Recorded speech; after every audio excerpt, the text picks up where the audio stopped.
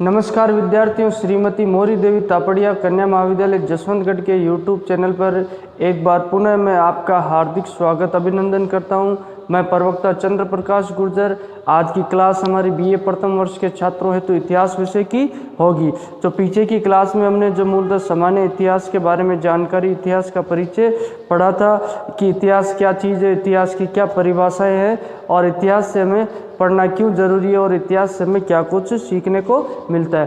तो आज हम मूल रूप से अपने जो पाठ्यक्रम है, एक बार जो आगे का चैप्टर शुरू करने से पहले जो अपना पाठ्यक्रम है उसके बारे में चर्चा करना चाहेंगे। जो सिलेबस है उसके बारे में कई मनोवैज्ञानिकों ने कहा है कि जो पाठ्यक्रम है जो बालक के लिए एक दौड़ का मैदान होता है, बालक के लिए दौड़ का मैदान यानी बालक को पता रहता है कि कहाँ तक मुझे दौड़ लगानी है। तो पाठ्यक्रम की जानकारी विद्यार्थी को होना बहुत ज़रूरी होता है। सिलेबस के अकॉर्डिंग ही उसे कौन सी चीज़ें पढ़नी है, कौन सी चीज़ें नहीं पढ़नी है, ये बात उसको अच्छी तरह से जानकारी में होनी चाहिए। और अगर इतिहास की भाषा में बात करें तो सिलेबस के बारे में ऐसा कहा जाता है लोगों के द्वारा, कई लोगों विद्वानों के द्वारा, कि इतिहास जो सिलेबस होता है, पाठ्यक्रम होता है, वह एक जंग के मैदान में जो अस्त्र की तरह काम करता है। यानी किसी जंग को जीतने के लिए ये एक अस्त्र शस्त्र की तरह ही, तलवार की भांति काम करता है। यानी अपने लक्ष्य को हासिल करने में, अपने उद्देश्य को प्राप्त करने में पाठ्यक्रम की बहुत अधिक जो योग्यता, उसका योगदान रहता है और उसका महत्व रहता है। तो आज बात करते हैं हम अपने पाठ्यक्रम के बारे में और किस तरीके से जो सिलेबस का अर्थ हो गया अपने पाठ्यक्रम और एग्जाम पैटर्न यानी परीक्षा प्रारूप, या किस तरीके से जो एग्ज़ाम होगा, किस तरीके के क्वेश्चन पेपर जो होंगे और कौन से क्वेश्चन जो पूछे जाएंगे। तो बात करते हैं MDSU यूनिवर्सिटी है, जो आपकी जो यूनिवर्सिटी है वो MDSU महर्षि दयानंद सरस्वती यूनिवर्सिटी अजमेर, उसके अकॉर्डिंग आपका सिलेबस होगा। तो आज जो पहले बात की जाए अपने जो पेपर तो दो ही होने, जो बीए प्रथम वर्ष के छात्रों के द्वारा वैकल्पिक विषय इतिहास का चयन जिन छात्रों के द्वारा किया गया ऑप्शनल सब्जेक्ट के तहत हिस्ट्री जिन छात्रों ने ले रखा है, उनके हिस्ट्री में 2 बुकें हैं और 2 बुकों में पहली बुक का एक पेपर और दूसरी बुक का भी एक पेपर, 2 पेपर होंगे। दोनों पेपरों की बात की जाए अगर मार्क्स की, तो कितने अंकों के होंगे मार्क्स, यानी कितने अंक होंगे, अंक की बात की जाए तो इसमें 100 अंकों के दोनों पेपर होंगे और दोनों पेपर मिलाकर 200 अंक के होंगे। अब ये 2 बुकें कौन सी है जो आपको पढ़नी होगी? तो अगर पहली बुक की बात की जाए तो फाउंडेशन ऑफ इंडियन कल्चर, भारतीय संस्कृति के मूल आधार, यानी जो भारतीय संस्कृति है उसके बारे में हमें अध्ययन करना होगा। जो शासकों के समय किस तरीके से संस्कृति फली फूली है और विदेशियों से कैसा संबंध रहा है, तो चाहे गुप्त काल के दौरान ले लो, चाहे मौर्य काल के दौरान ले लो, चाहे मुगल काल के दौरान ले लो, तो ये जो पूरी इंडियन हिस्ट्री है उसकी हमें संस्कृति पढ़नी हो। किस तरीके से वास्तुकला का विस्तार होता है, धर्म का विस्तार होता है, सामाजिक व्यवस्थाएं कैसी होती है, इनके बारे में इस पुस्तक के तहत हमको जानना होगा। अब बात करते हैं दूसरी पुस्तक की, तो history of India up to 1200 AD, जो ये है भारत का इतिहास है प्रारंभ से लेकर 1200 ईस्वी तक, यानी जो एंशिएंट इंडियन हिस्ट्री का पोर्शन है, यानी प्राचीन भारतीय इतिहास को पूरा का पूरा हमें यहाँ पढ़ना होगा। क्योंकि प्रारंभ से लेकर जब मानव सभ्यता का विकास होता है, मानव की उत्पत्ति होती है, पृथ्वी की उत्पत्ति से लेकर जो 1200 ईस्वी तक है वहाँ तक हमें पढ़ना, और मूलतः 1200 ईस्वी तक प्राचीन भारत के इतिहास में ही माना जाता है। 1200 ईस्वी के पश्चात जो आगे की बुक होगी आपकी मिडाइवल इंडियन हिस्ट्री, जो मध्यकालीन भारत का इतिहास, वो आपको बीए द्वितीय वर्ष में पढ़ना होगा। और उसी के पश्चात जो आधुनिक भारत का इतिहास है वो बीए तृतीय वर्ष में पढ़ना होगा। वैसे देखा जाए तो इतिहास को, भारतीय इतिहास को 3 भागों में डिवाइड कर रखा है इतिहासकारों ने अध्ययन की दृष्टि से। कल वो बताया आपने, एक तो वो उस तरीके से कर रखा है जो प्री हिस्ट्री, प्रोटो हिस्ट्री और हिस्ट्री, यानी प्रागैतिहासिक, आद ऐतिहासिक और ऐतिहासिक काल। उसके अलावा जो भारतीय इतिहास को भी 3 कालखंडों में विभाजित कर रहा है, एक तो प्राचीन भारत का इतिहास, एक मध्यकालीन भारत का इतिहास, और तीसरे की बात करें तो आधुनिक भारत का इतिहास। तो इंडियन हिस्ट्री आपको पूरी पढ़नी है और वो बीए प्रथम वर्ष, द्वितीय वर्ष और तृतीय वर्ष के दौरान पढ़नी होगी। ये रहेगी आपकी दोनों बुकें। अब बात करते हैं क्वेश्चन पेपर। क्वेश्चन पेपर और एग्जाम पैटर्न कैसा रहेगा, जो प्रश्न पत्र है आपका, प्रश्न पत्र वो कैसा आने वाला है, तो उसके अकॉर्डिंग ही आपको तैयारी करनी है, प्रश्न पत्र के अकॉर्डिंग। और परीक्षा प्रारूप की बात करते हैं तो इसमें आपके पार्ट यानी भाग दिए होंगे, पार्ट यानी भाग दिए होंगे, 3 भाग होंगे। क्वेश्चन पेपर को 3 भागों में बांटा जाएगा, डिवाइड किया जाएगा और उसके अकॉर्डिंग तीनों भागों का जो अंकबार यानी उनके मार्क्स अलग अलग होंगे। और सबसे ज़्यादा बड़ा कौन सा जो पोर्शन होगा, जो पार्ट होगा, वो देखेंगे हमें।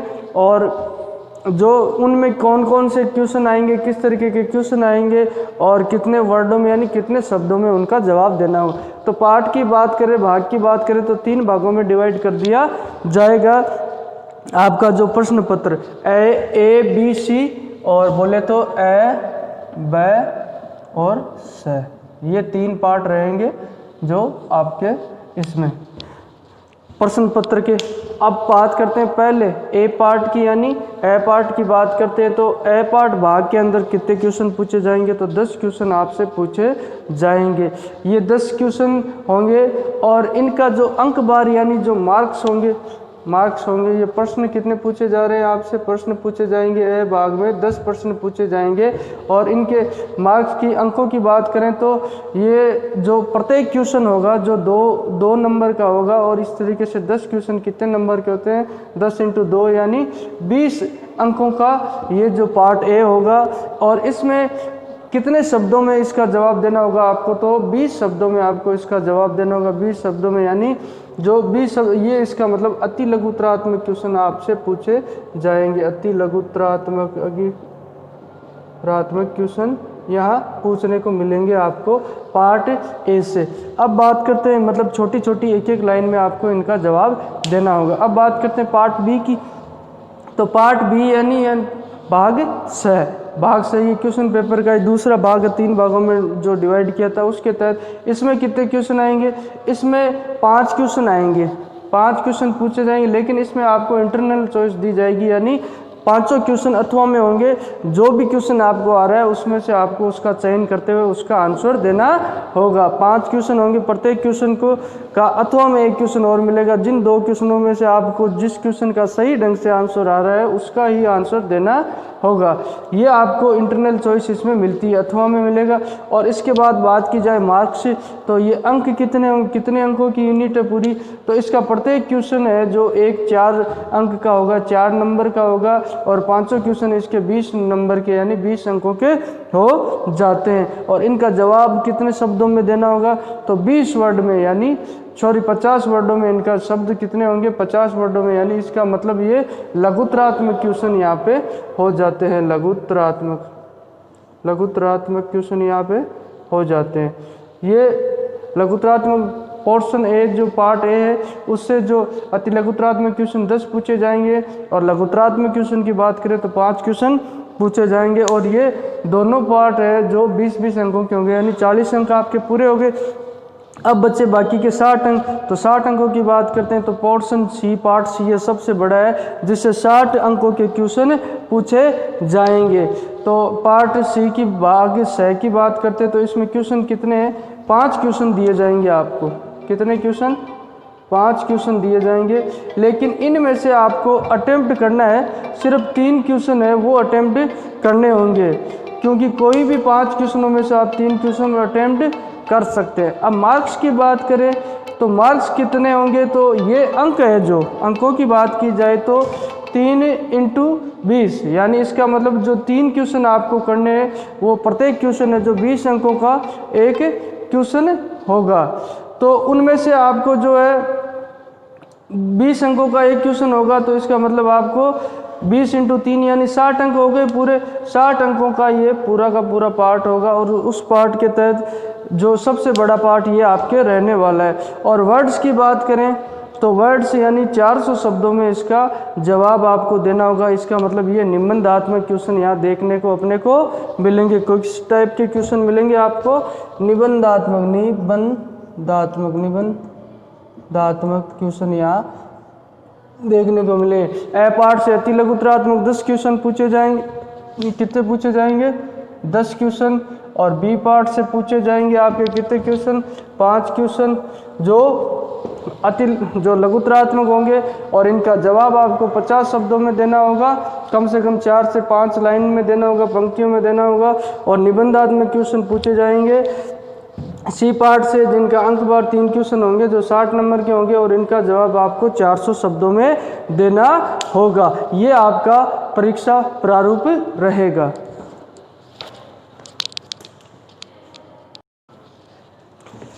इस तरीके से ये आपका जो क्वेश्चन पेपर है, इस टाइप का क्वेश्चन पेपर आपको देखने को मिलता है। अब बात करते हैं पाठ्यक्रम की। जो प्रत्येक दोनों पुस्तकें दी रखी है, जो भारतीय संस्कृति के मूल आधार और भारत का इतिहास, उन पाठ्य पुस्तकों से आपको क्या क्या पढ़ना है और क्या क्या पूछा जाएगा, ये आपको बताया गया है इस पाठ्यक्रम के दौरान। तो पाठ्यक्रम में आपके 2 बुकें हैं सिलेबस में, जिसे फर्स्ट पेपर कह दो, सेकंड पेपर कह दो। पाठ्यक्रम को भी 3 भागों में यानी 3 इकाइयों में बांट रखा है, 3 यूनिट में बांट रखा है। जो पहली यूनिट होगी उसमें ए पोर्शन यानी 10 क्वेश्चन ये छोटे वाले आएंगे, और दूसरी यूनिट होगी उसमें से ये जो 5 क्वेश्चन लघुतरात्मक क्वेश्चन पूछे जाएंगे, उसके लिए क्या पढ़ना होगा। और जो सी पोर्शन है, जो सी पार्ट है, सी भाग है, उसके लिए जो 3 क्वेश्चन पूछे जाएंगे, उनके लिए आपको क्या पढ़ना होगा, इसके बारे में अब हम चर्चा करेंगे। ये पाठ्यक्रम के दौरान दिया गया है। तो पाठ्यक्रम की बात करें तो भारतीय संस्कृति के मूल आधार, अपन पहली पुस्तक की बात करते हैं, इसकी बात करते हैं भारतीय संस्कृति के मूल आधार। तो इसका पाठ्यक्रम तय किया गया है जो MDSU यूनिवर्सिटी है उसके द्वारा, और उस पाठ्यक्रम को 3 इकाइयों में इन पार्ट के अकॉर्डिंग बांट दिया गया। पहली इकाई से इस पार्ट के क्वेश्चन ए पार्ट के, दूसरी इकाई से बी पार्ट के, और तीसरी इकाई से सी पार्ट के क्वेश्चन पूछे जाएंगे। तो अब बात करते हैं अपन भारतीय संस्कृति के मूल आधार। इस पुस्तक में 3 इकाइयों में बांट रखा है, और पहली इकाई में अपने को क्या पढ़ना होगा इसके बारे में, हालांकि इस पाठ्यक्रम की फोटोकॉपी आपको PDF फाइल के रूप में अपने जो ग्रुप के अंदर मिल जाएगी, उसका आप सही ढंग से विश्लेषण और कर लेना, और ताकि ये आप अपनी नोटबुक में भी नोट डाउन कर सकते हो।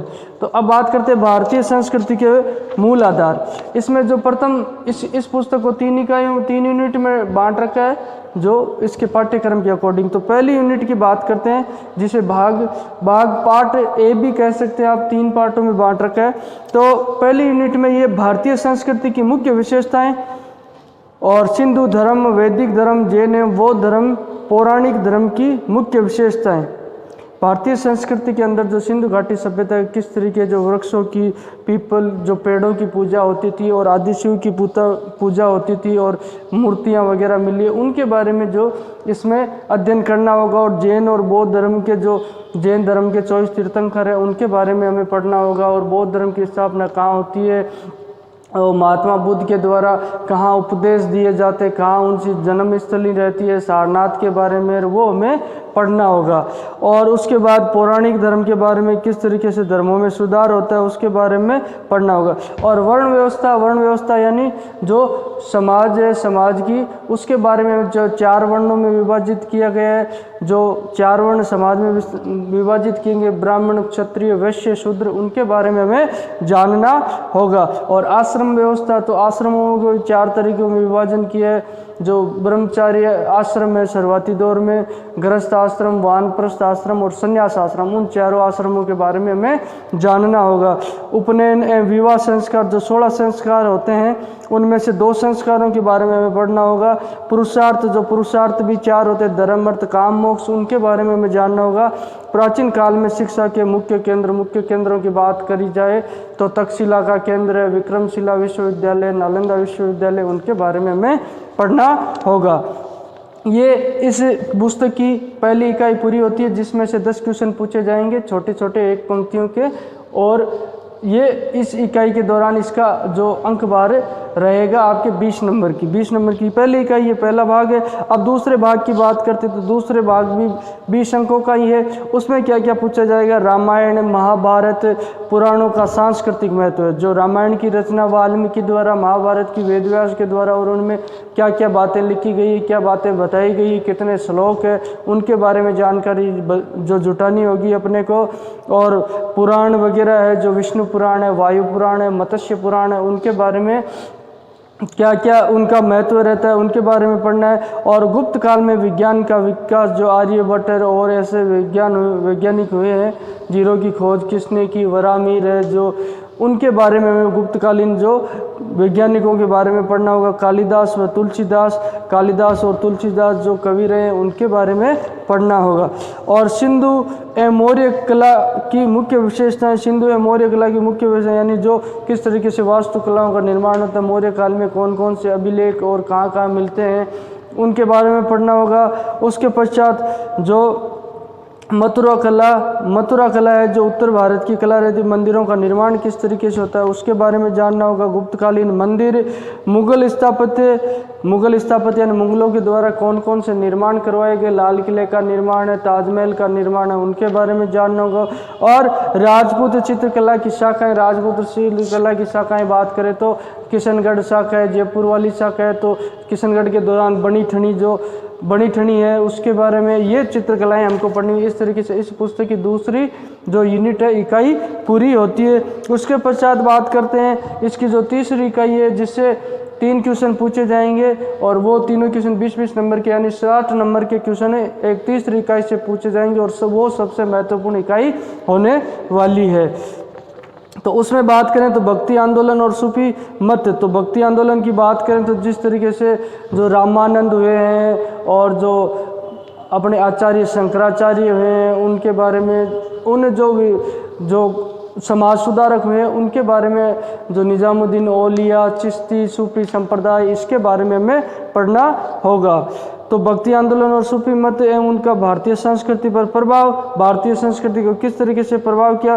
ब्रह्म समाज और आर्य समाज, ब्रह्म समाज की स्थापना राजा राममोहन राय के द्वारा की जाती है, और आर्य समाज की जो स्वामी विवेकानंद उनके द्वारा स्थापना की, इसके बारे में पढ़ना होगा।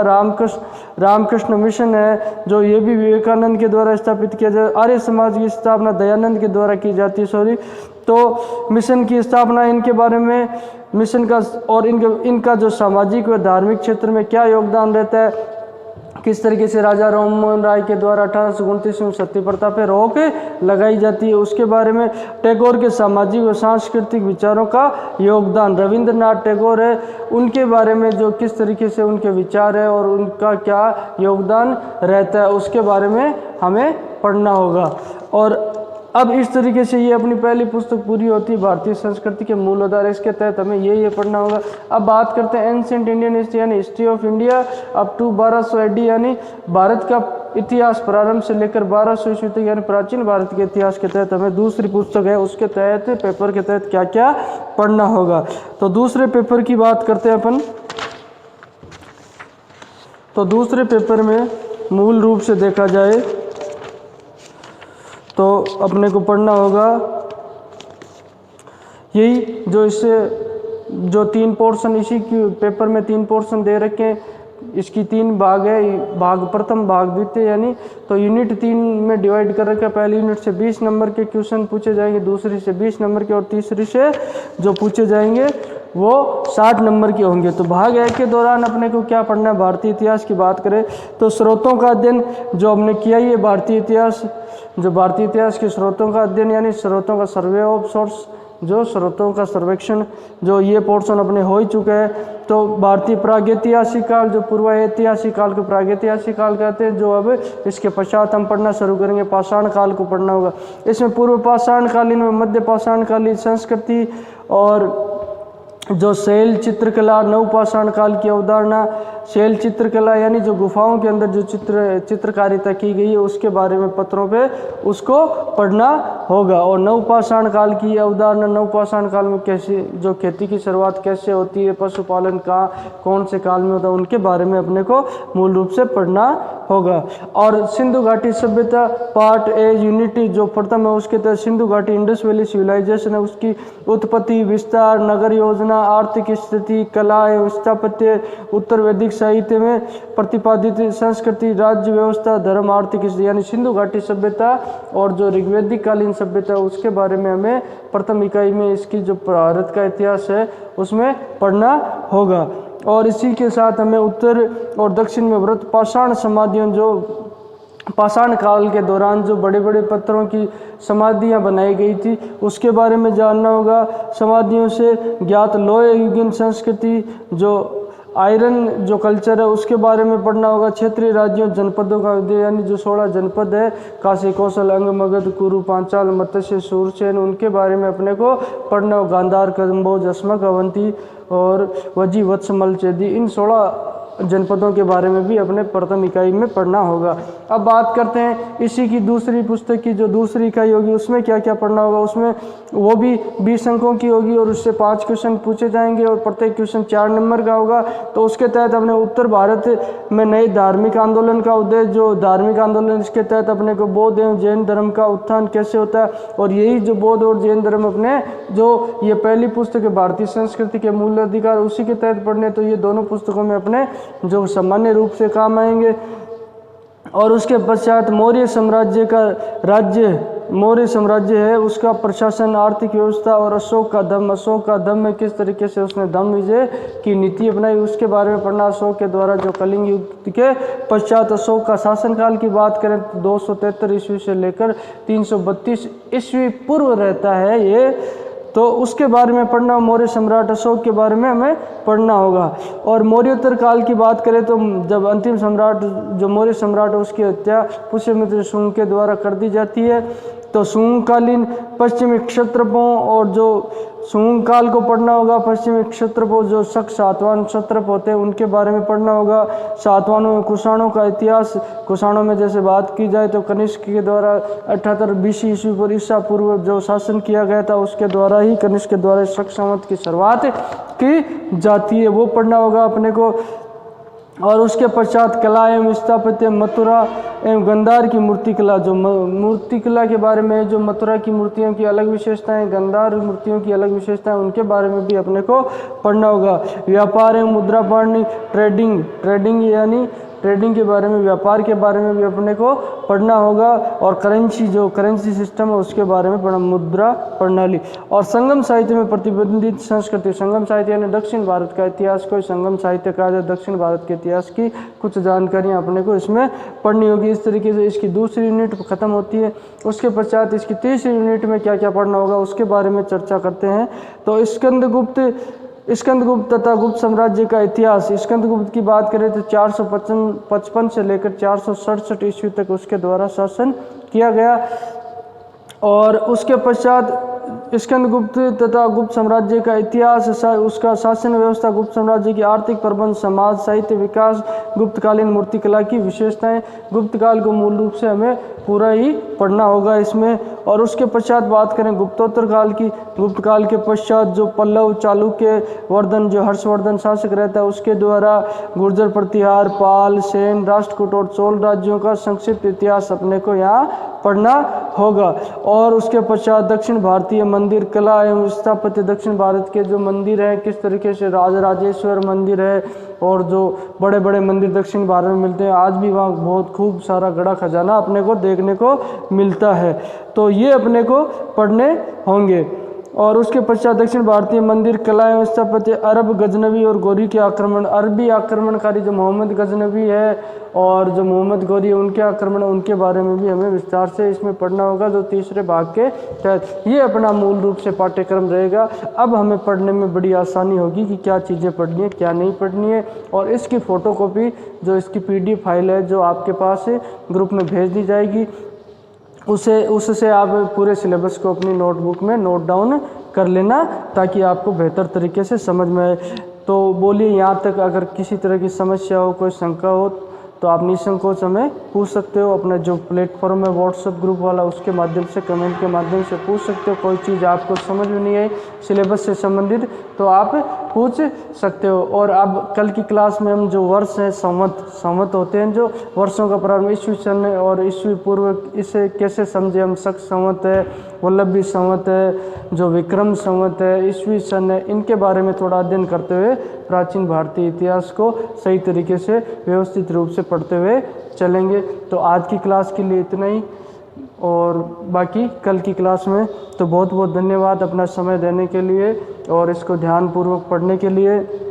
इसके साथ आप वीडियो को लाइक भी कर दिया करो, और लाइक और शेयर भी कर दिया करो। अपने यूट्यूब चैनल है जो कॉलेज का, उसको सब्सक्राइब कर लीजिए ताकि नए नए नोटिफिकेशन आपके पास आते रहे। कौन कौन से सब्जेक्ट से संबंधित है, क्या क्या पढ़ा रहे हैं, क्या नहीं, जो भी वीडियो होगा आपके पास में। तो आज के लिए इतना ही, बहुत बहुत धन्यवाद।